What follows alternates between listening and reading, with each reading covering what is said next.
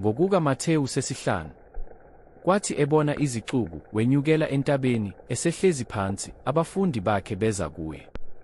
Wayesevula umlomo wakhe, wabafundisa wathi, babusisiwe abampofu emoyeni, ngokuba umbuso wezulu ungowabo. Babusisiwe abakhalayo, ngokuba bayakududuzwa. Babusisiwe abamnene, ngokuba bayakudla ifa lomhlaba. Babusisiwe abalambele, bomele ukulunga, ngokuba bayakusuthiswa. Babusisiwe abanesihawu, ngokuba bayakuhawukelwa. Babusisiwe abanenhliziyo ehlanzekileyo, ngokuba bayakubona uNkulunkulu. Babusisiwe abalamulayo, ngokuba bayakuthiwa abantwana bakaNkulunkulu. Babusisiwe abazingelwa ngenxa yokulunga, ngokuba umbuso wezulu ungowabo.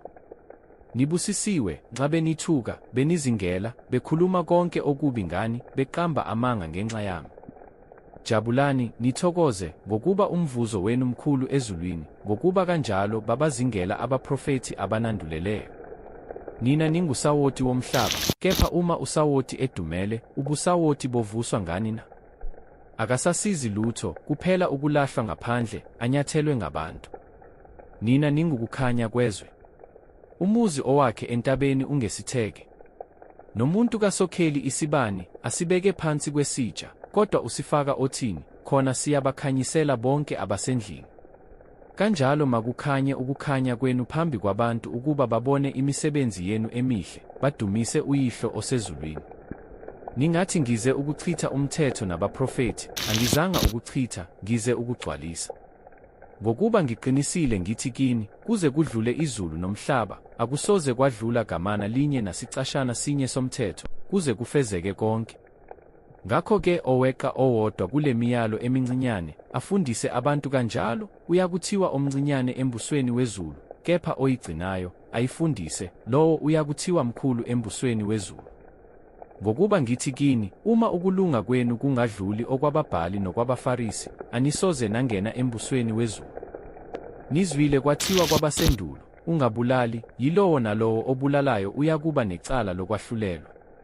Kepha mina ngithi kini, yilowo nalowo othukuthelela umfowabo uyakuba necala lokwahlulelwa, noshoyo kumfowabo ukuthi, silima, uyakuba necala emphakathini, noshoyo ukuthi, siwula, uyakuba necala lokulahlwa esihogweni somlilo. Ngakho-ke nxa uletha umnikelo wakho e-altare, ukhumbula lapho ukuthi umfowenu unamagqubu nawe, shiya lapho umnikelo wakho phambi kwe-altare, uhambe kuqala ubuyisane nomfowenu, andukuba uze unikele umnikelo wakho.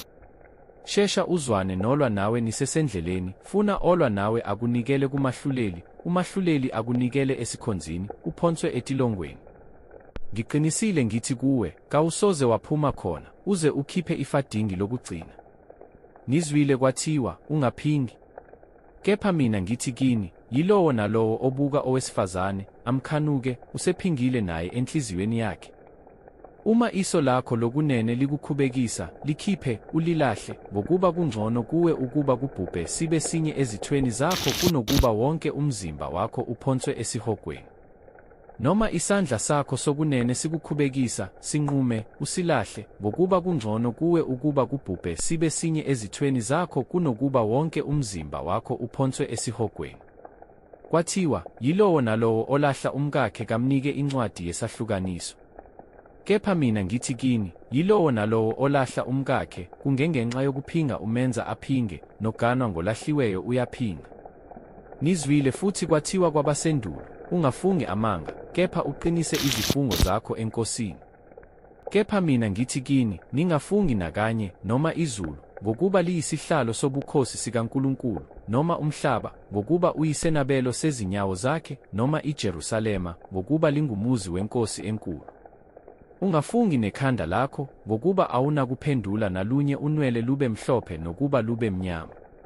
Kepha izwi lenu malibe ngokuthi yebo, yebo, khabo, khabo. Okudlula lokhu kuvela kokubi.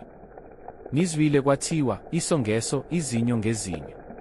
Kepha mina ngithi kini, ningamelani nokubi, kodwa uma umuntu ekumukula esihlathini sokunene, uphendulele nesinye.